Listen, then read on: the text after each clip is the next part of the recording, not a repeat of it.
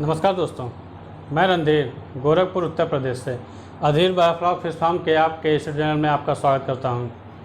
दोस्तों, जैसा कि आप मेरे पीछे देख पा रहे होंगे, ये बायोफ्लॉक से रिलेटेड कुछ टॉपिक्स लिखे हुए हैं और लास्ट वीडियो में मैंने कमेंट डाला था कि जल्द ही हम एक सीरीज स्टार्ट करेंगे जो बायोफ्लॉक से रिलेटेड होगा और स्टेप बाय स्टेप यानी स्टार्टिंग से इन तक हम जो भी पॉइंट्स बीच में आते हैं उन सब चीज़ों पर डिटेल में चर्चा करेंगे, ताकि जो भी मेरे किसान भाई हैं और बेरोज़गार दोस्त हैं वो बायोफ्लॉक करना चाहते हैं तो वो घर बैठे बायोफ्लॉक सीख सकें, उनको किसी भी प्रकार की कोई भी ट्रेनिंग लेने के लिए कहीं जाना ना पड़े दोस्तों। क्योंकि इस समय जो आप जान रहे हैं कि माहौल सही नहीं है और ये जो कंडीशन है इस समय कहीं जाना बिल्कुल भी सही नहीं है और आने वाले लगभग 2-4 महीने तक स्थिति ऐसे ही बनी रहेगी।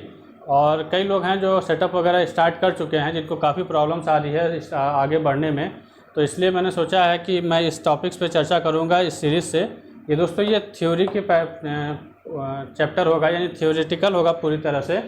प्रैक्टिकल जो सेशन हम करेंगे दोस्तों, ये कंप्लीट होने के बाद जैसे ही मेरा फार्म का काम शुरू होगा, सेटअप मेरा तैयार है, आप मेरे पुराने वीडियोस में देख पाएंगे कि मेरा कंस्ट्रक्शन वगैरह रेडी है, बस मुझे सीड स्टॉक करना है और फार्मिंग शुरू करनी है। तो लॉकडाउन की वजह से वो सब हो नहीं पाया है, तो जब भी वो सब शुरू होगा, माहौल सही होगा, जैसे फार्मिंग शुरू करूँगा मैं, तो प्रैक्टिकली वीडियो आप वहाँ पर देख पाएंगे। लेकिन ये काफ़ी डिले हो रहा था तो मैंने सोचा कि आपको थ्योरी के माध्यम से ही चीज़ें बता दी जाएँ ताकि।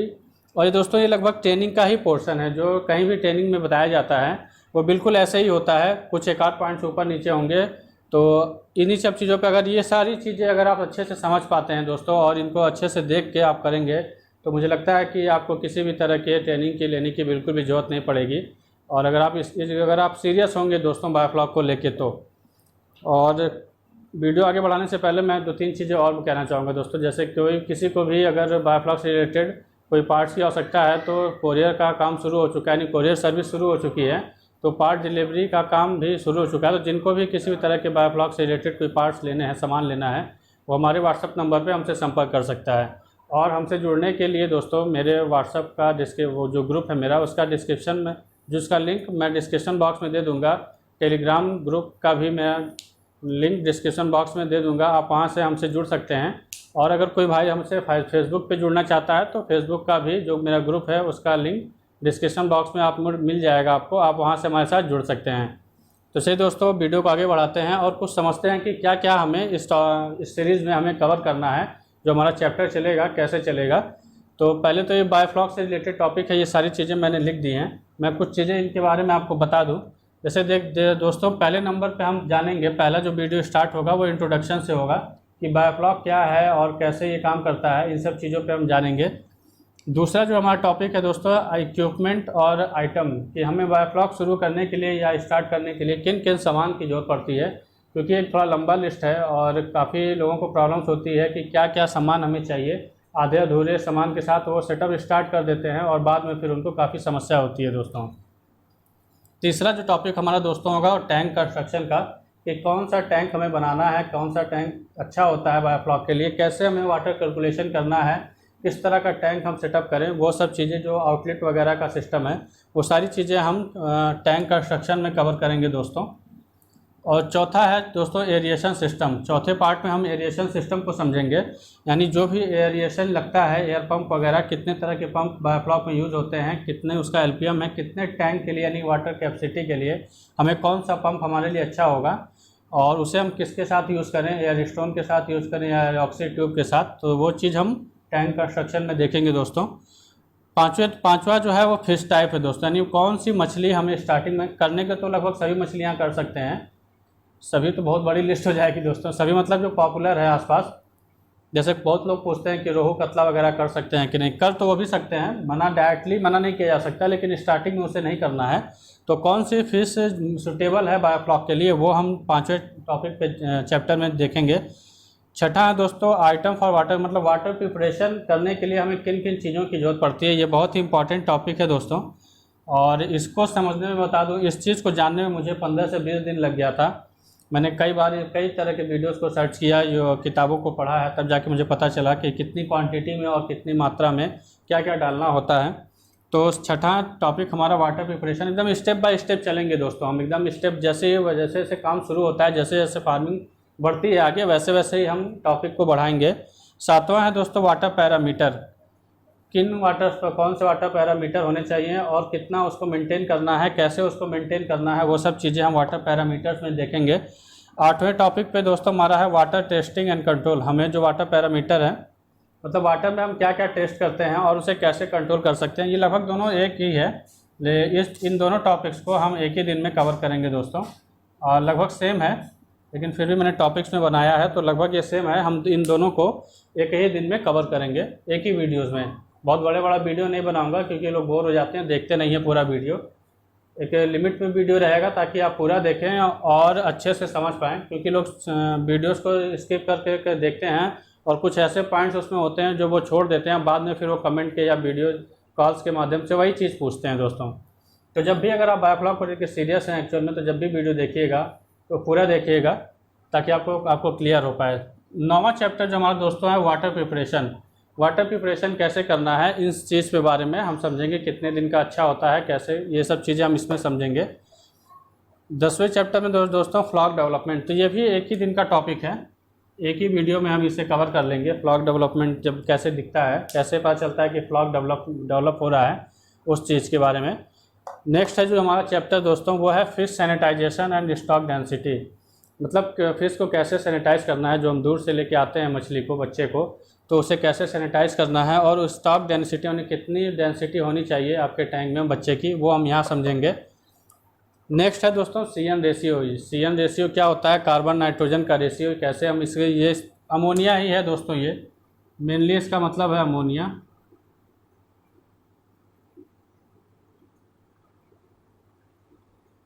अमोनिया ही है, और कैसे अमोनिया कंट्रोल करते हैं वो सीधा रिलेटेड CN रेशियो से है।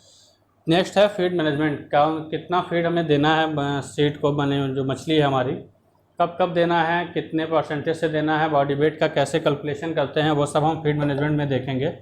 नेक्स्ट है दोस्तों हमारा डेली रूटीन, मतलब हमें रोज़ क्या फार्म पे करना होता है, कैसे अपना जो हमारा फार्म है उसका हम ये जो मॉनिटरिंग है वो कैसे कर पाएंगे डेली, वो चीज़ हम समझेंगे। नेक्स्ट है 15वां जो टॉपिक है हमारा फिश डिसीज़, इस पर थोड़ा सा चर्चा करेंगे। बहुत बड़ा टॉपिक है ये भी, लेकिन जो इम्पॉर्टेंट डिसीज़ आते हैं, मतलब आप कंट्रोल कर सकते हैं दवाओं से, वो चीज़ हम यहाँ समझेंगे। लास्ट में दोस्तों है हार्वेस्टिंग एंड सेलिंग, ये बहुत इंपॉर्टेंट नहीं है लेकिन फिर भी हमने यहाँ डाल रखा है, तो लास्ट में हम इसके बारे में भी थोड़ा सा चर्चा करेंगे। तो इन सब चीज़ों को, टॉपिक को हम कवर करेंगे दोस्तों। अगर कुछ भी आपको लगता है कि हम यहाँ छोड़ दिया है, मतलब मैंने, या इसमें कमी है कोई टॉपिक की, तो आप वो हमें कमेंट बॉक्स में डाल दीजिएगा, तो हम उसके बारे में भी बात कर लेंगे, चर्चा कर लेंगे। तो चलिए दोस्तों, पहले हम आज जो हमारा आज का टॉपिक है वही हम देखेंगे कि इंट्रोडक्शन में कि बायोफ्लॉक एक्चुअल में है क्या और कैसे ये काम करता है। चलिए दोस्तों, वीडियो को आगे बढ़ाते हैं। इस वीडियो को आगे बढ़ाने से पहले मैं आपसे अनुरोध करना चाहूँगा कि अगर आपने मेरे चैनल को सब्सक्राइब नहीं किया तो सब्सक्राइब कर लें और इसके बेल आइकन पर क्लिक कर लें, ताकि मैं जैसे ही कोई नया वीडियो अपलोड करूँ उसका नोटिफिकेशन आपको सबसे पहले मिले और आप इस सीरीज़ को कंप्लीट कर पाएँ दोस्तों। तो दोस्तों, आज का जो अभी जो टॉपिक था, पहला जो हमने अभी टॉपिक्स लिखे थे, उसमें पहला था इंट्रोडक्शन, यानी बायोफ्लॉक क्या है और ये कैसे काम करता है, इस चीज़ को हम जानेंगे।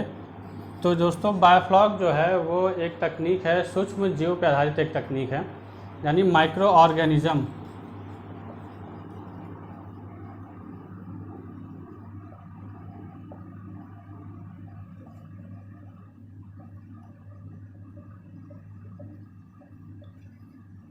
दोस्तों, जो बायोफ्लॉक है वो माइक्रो ऑर्गेनिज्म बेस्ड एक, यानी सूक्ष्म जीव बेस्ड एक टेक्नोलॉजी है, और ये टोटली बैक्टीरिया बेस्ड कल्चर होता है।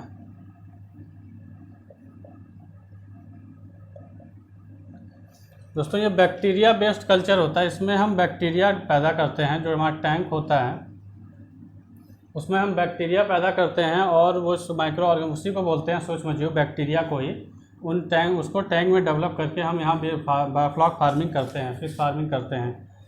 और जो इसमें जो बैक्टीरिया होता है दोस्तों, पहला जो होता है वो हेटेरोट्रॉफिक बैक्टीरिया होता है, जो बहुत ही इंपॉर्टेंट है। इसी बैक्टीरिया पे पूरा बायोफ्लॉक कल्चर चलता है।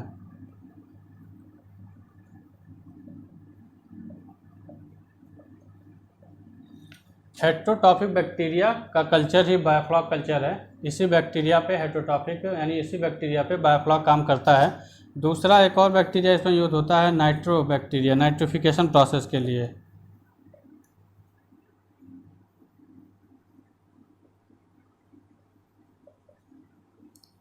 नाइट्रिफिकेशन प्रोसेस के लिए नाइट्रोबैक्टर, नाइट्रोसोमोनास, इस तरह के बैक्टीरिया यूज़ होते हैं। इसमें एक और बैक्टीरिया आता है दोस्तों, ऑटोट्रॉफिक बैक्टीरिया, वो भी इसमें डेवलप हो जाता है। जो हम प्रोबायोटिक इसमें यूज़ करते हैं, प्रोबायोटिक का यूज़ हम इसी बैक्टीरिया को डेवलप करने के लिए करते हैं। वो जो बैक्टीरिया होता है वो पाउडर फॉर्म में होता है या लिक्विड फॉर्म में होता है, उसे हम टैंक में डाल के इन्हीं बैक्टीरियाज को डेवलप कराते हैं। कुछ और भी बैक्टीरिया डेवलप हो जाता है साथ में, जैसे ऑटोट्रॉफिक बैक्टीरिया मैंने बताया ही, और ये बैसिलस फैमिली के ग्रुप के होते हैं। ये जो बैक्टीरिया होती है बैसिलस फैमिली की ग्रुप होती है, इसमें ग्रुप का ये बैक्टीरिया होता है। और कई सारे और भी जैसे प्रोटोजोआ कुछ डेवलप हो जाते हैं, हेड और जो प्लैंकेट, पाइथोप्लैंकेट, ये सब बैक्टीरिया टैंक में डेवलप हो जाता है। तो ये टोटली दोस्तों बैक्टीरिया बेस्ड कल्चर है। और जो ये काम क्या करता है, ये जो फ्लॉक बनता है वो कैसे बनता है दोस्तों, ये भी मैं बता दूं। जो ये फ्लॉक है ना, आप देखते हैं कि 25-25 ml, 50-50 ml फ्लॉक आपको दिखाया जाता है। जो फ्लॉक होता है दोस्तों, ये बैक्टीरिया जो होती है, जो हम फीड देते हैं अपनी मछलियों को टैंक में, उसका जो 70% होता है वो वेस्टेज के रूप में निकल जाता है, यानी अपशिष्ट जिसको बोलते हैं। जो पॉटी होती है मछलियों की, वो 70% नहीं, जो भी 10% तो डायमेट उसमें होता है, वो एयर वगैरह होते हैं, हवा नमी वगैरह भरी होती है आपके फीड में, तो वो निकाल दीजिए। 20% वो बॉडी के अंदर ऑब्जर्व कर लेता है, 70% वो टैंक में अपशिष्ट पॉटी के रूप में निकाल देता है। कुछ फीड के भी वेस्टेज होते हैं जो बच जाते हैं, फीड का जो वेस्टेज होता है वो बच जाता है, कुछ फीड का भी वेस्टेज होता है जो बच जाता है। तो जो हेटेरोट्रॉफिक बैक्टीरिया होता है वो उसी जो बचे हुए अपशिष्ट होते हैं, जो पॉटी होती है, उससे प्रक्रिया करके उसे फ्लॉक में डेवलप कर देता है दोस्तों। यही काम हेटेरोट्रॉफिक बैक्टीरिया का होता है और यही काम बायोफ्लॉक में होता है। इसी के आगे बायो लगा दिया गया है, यानी बायो मतलब बायोलॉजिकल, यानी एक तरह से ऑर्गेनिक फार्मिंग होती है। तो दोस्तों तरह से पूरी तरह से केमिकल का यूज़ नहीं होता है, केमिस्ट्री इसलिए नहीं रखा गया है, केमिकल का यूज़ नहीं होता है, बायो बेस्ड का कल्चर है ये। और ऑर्गेनिक फार्मिंग कहा जाता है इसको, टोटली 100% ऑर्गेनिक कहा जाता है, इसलिए इसके अंदर आगे बायोफ्लॉक लगा दिया गया है। तो यही फ्लॉक जो बनता है हेटेरोट्रॉफिक बैक्टीरिया इस पर बैठ के और फ्लॉक के रूप में बनाती है। और जो फ्लॉक होता है दोस्तों, फ्लॉक आप देखेंगे तो आपको दिखता है, लेकिन बैक्टीरिया नहीं दिखता है। उसका रीज़न क्या होता है दोस्तों, कि जो बैक्टीरिया होती है वो जब फ्लॉक पे बैठती है तो फ्लॉक कॉलोनी बना लेता है, एक अपना झुंड होता है, बैक्टीरिया का एक झुंड होता है, और फिर वो आपको फ्लॉक के रूप में दिखने लगता है। इस तरह से झुंड होता है। एक बैक्टीरिया अगर पानी में है तो इस तरह से आपको नहीं दिखेगा, सिंपल आँखों से आप नॉर्मली देखना चाहेंगे तो ये नहीं दिखेगा। तो जो फ्लॉक दिखता है हमें, वो बैक्टीरिया का एक तरह से कॉलोनी होता है, उनका झुंड ही होता है। तो ये तो था बायोफ्लॉक कैसे काम करता है, क्या है। और इसके बाद दोस्तों आता है कि डिसएडवांटेज और एडवांटेज की भी बात कर ली जाए बायोफ्लॉक में। तो क्या फ़ायदे हैं बायोफ्लॉक से, क्यों इस टेक्नोलॉजी को किया गया है, क्यों इतना ज़्यादा पॉपुलर हो रहा है ये आगे। इसका तो पहला जो एडवांटेज है दोस्तों वो है कम पानी। इसीलिए इसको इन्वायरमेंटल फ्रेंडली टेक्निक कहा गया है, क्योंकि ये बहुत ही कम पानी का यूज़ करता है, या शून्य की बात करें, शून्य पानी एक्सचेंज करके इसमें फार्मिंग की जाती है। लेकिन ये तब आप कर पाएंगे जब आपको 4 से 5 कल्चर आप कर चुके होंगे। आप एक्सपीरियंस जैसे जैसे गेन करेंगे तब यहाँ पे आप आ पाएंगे। लेकिन नए हैं तो भी आप कम पानी को चेंज करके इसमें अपना कल्चर कर सकते हैं। इसका पहला एडवांटेज यही है कि कम पानी में इसकी फार्मिंग होती है, या जीरो एक्सचेंज पानी में फार्मिंग होता है। तालाब आप देखते होंगे, बड़े बड़े तालाब जहाँ होते हैं वहाँ बहुत ज़्यादा पानी डालना पड़ता है। अगर भी इस समय के मौसम में देखेंगे तालाब में पानी सूख जाएगा तो फिर आपको नया पानी मोटर चला के ऐड करना पड़ेगा, जो पंप होते हैं उसके, तो उससे काफ़ी खर्चा भी पड़ता है उन सबों का। दूसरा जो दोस्तों इसका एडवांटेज है वो है कम जगह में ज़्यादा फार्मिंग।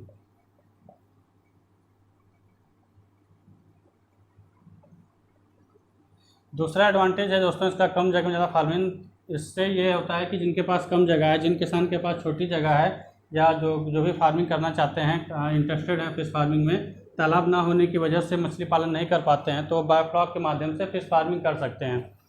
वहाँ पे कम जगह में आप ज़्यादा मछली का पालन करते हैं, यानी जितना फार्मिंग आप 1 एकड़ तालाब में करते हैं उतना ही बायोफ्लॉक से अगर आप करते हैं तो आप 3000 स्क्वायर फीट की ज़मीन पे टैंक बना के उतना ही मछली पालन कर सकते हैं। शुरुआत में नहीं, धीरे धीरे की बात होती है। तीसरा जो एडवांटेज है दोस्तों, तीसरा एडवांटेज जो है कि जो इसमें जो फीड का FCR आता है, FCR,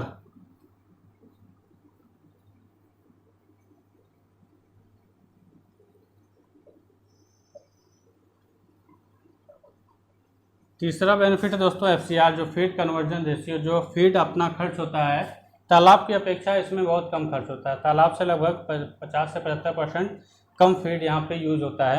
एक बहुत बड़ा बेनिफिट इसका ये भी है कि इससे आपकी फीडिंग कॉस्ट कम हो जाती है, और क्योंकि इसमें 24 घंटे आपके तालाब में भी खाने के लिए होता है, लेकिन यहाँ पे प्रोटीन सेल बहुत ज़्यादा होते हैं, क्योंकि जो फ्लॉक होता है वो प्रोटीन सेल ही होता है और मछलियाँ उसे खाती हैं, तो इसमें FCR कम आता है।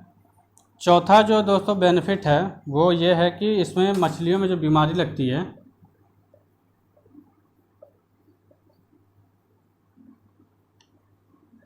मछली में जो बीमारी लगती है उसके कम चांसेस होते हैं। तालाब में बीमारी लगने के ज़्यादा चांसेस होते हैं। अगर ऐसा नहीं कि बीमार होती भी नहीं है, अगर आपका वाटर पैरामीटर सही है, वाटर पैरामीटर को आप कंप्लीट लेके चल रहे हैं, अच्छे से मेंटेन कर रहे हैं, तो मछली आपकी कभी भी बीमार नहीं होती है बायोफ्लॉक में, क्योंकि इसमें जो सारे बैक्टीरियाज होते हैं वो इसके इम्यूनिटी पावर को बढ़ाता है और इससे मछलियों को जो नेगेटिव बैक्टीरिया होते हैं, जो भी क्योंकि बीमारी भी बैक्टीरिया से ही लगता है, नेगेटिव बैक्टीरिया होते हैं उससे लड़ने की क्षमता विकसित कर देता है दोस्तों। तो इसलिए मैं इसमें चौथा बेनिफिट यह है कि मछली बीमार कम पड़ती है। लेकिन जब वाटर पैरामीटर आपके सही होंगे तब, अगर आपका वाटर पैरामीटर बिगड़ा हुआ तो मछली बहुत जल्दी बीमार होगी। जब वाटर पैरामीटर आपके सही होंगे तो आपकी मछली कम बीमार होगी दोस्तों। ये इतने और भी कई सारे बेनिफिट्स हैं, ये जो बेसिक है वो मैंने बता दिया है, ये सब चीज़ें फ़ायदे हैं। लेकिन कुछ डिसएडवांटेज भी हैं दोस्तों, तो उनके बारे में भी जान लेना आपके लिए बहुत ज़रूरी है। अगर आप बायोफ्लॉक शुरू करना चाह रहे हैं या कर दिए हैं तो आपको इसके डिसएडवांटेज के बारे में भी जानना ज़रूरी है, यानी क्या इसके ड्रॉबैक हैं, क्या कमी है इसमें। पहला तो दोस्तों लाइट की मतलब इसमें 24 घंटे आपको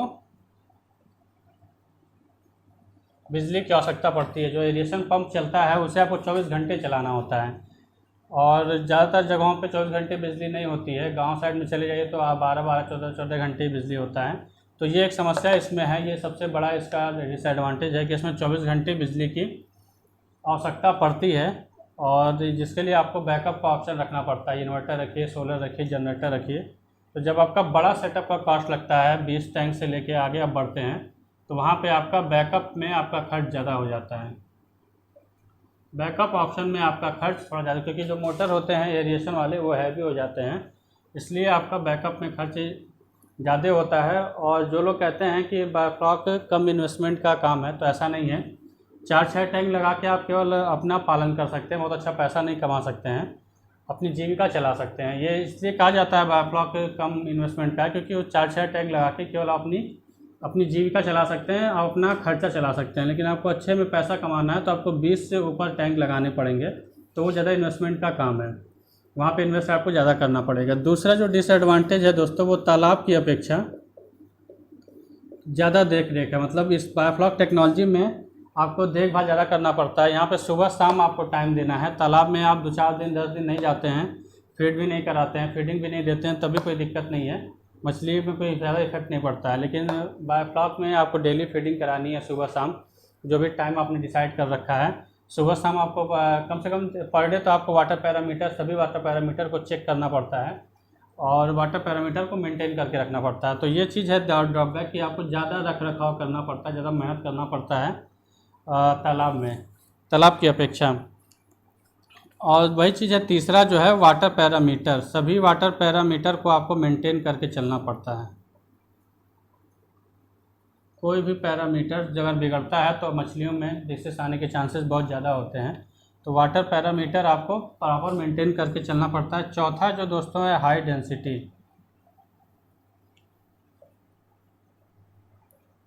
अब हाई डेंसिटी का मतलब ये नहीं है कि फिर आप ये सोचेंगे कि हाई डेंसिटी तो बायोफ्लॉक का मतलब क्या है, कि बायोफ्लॉक का मतलब हाई डेंसिटी में फिश फार्मिंग करना। हाई डेंसिटी से सेंस ये है यहाँ पे दोस्तों, मैं उसके बारे में पहले, हाई डेंसिटी होता क्या है? हाई डेंसिटी का मतलब है कि कम जगह में ज़्यादा मछलियों का पैदावार करना। तो हाई डेंसिटी में जो फार्मिंग करेंगे तो जगह कम होगा, पानी कम होगी, तो उसमें अमोनिया बहुत तेज़ी से डेवलप होगा, और अमोनिया एक जहर है। बायोफ्लॉक के लिए सबसे ज़्यादा घातक अमोनिया है। तो ये आज आप फीड स्टॉक किए हैं, अगले दिन आप फीड देना शुरू करेंगे, फीड देते ही अमोनिया बनना शुरू हो जाएगा, और यही मछलियों को नुकसान करता है। इसी को कंट्रोल करने के लिए हम और नाइट्रिफिकेशन प्रोसेस यानी नाइट्रोबैक्टर का यूज़ करते हैं। हेट्रोट्रॉफिक बैक्टीरिया का यूज़ करके भी अमोनिया कम किया जाता है। तो वो कैसे किया जाता है वो हम CN रेशियो में समझेंगे। तो आज के लिए इतना जानना ज़रूरी है कि हाई डेंसिटी में फार्मिंग जब हम करते हैं तो अमोनिया बनता है टैंक में, और बहुत ज़्यादा बनता है, बहुत तेज़ी से बनता है। तो इसको हमें कंट्रोल करना होता है, तभी आप बायोफ्लॉक कर पाएंगे। अगर आप इसे कंट्रोल नहीं करेंगे तो आप बायोफ्लॉक में फेल हो जाएंगे। इसके बारे में जानना यानी CN रेशियो क्या होता है उसके बारे में आपको जानना बहुत ज़रूरी है, और कंप्लीट इन्फॉर्मेशन होनी चाहिए CN रेशियो की। तो ये थे दोस्तों एडवांटेज और डिसएडवांटेज। एडवांटेज बात की जाए बायोफ्लॉक की, कुछ चीज़ें कैसे फ्लॉक बनता है क्या है। तो आज के लिए इतना ही दोस्तों। वीडियो अगर अच्छा लगा हो तो लाइक करिए, सब्सक्राइब करिएगा, ज़्यादा तक शेयर करिएगा, और ताकि आपको ज़्यादा से ज़्यादा नॉलेज मिल पाए, और जो भी बायोफ्लॉक करना चाहते हैं उनको किसी भी तरह की ट्रेनिंग ना लेनी पड़े। दोस्तों ये जो सीरीज़ हम स्टार्ट कर रहे हैं चैप्टर बाय चैप्टर, इसका मेन मेरा पर्पज़ यही है कि आपको किसी भी तरह का ट्रेनिंग ना लेना पड़े। लास्ट वीडियो में मैंने बताया था कि बायोफ्लॉक करने के लिए किसी भी तरह की ट्रेनिंग की आवश्यकता नहीं होती है। तो चलिए दोस्तों, आज का टॉपिक यहीं पे ख़त्म होता है। नेक्स्ट हम देखेंगे किन किन आइटम्स की हमें ज़रूरत पड़ती है, किन किन इक्विपमेंट्स की ज़रूरत हमें बायोफ्लॉक में पड़ता है। तो आज के लिए इतना ही दोस्तों, मिलते हैं नेक्स्ट वीडियो में। जय हिंद, जय भारत।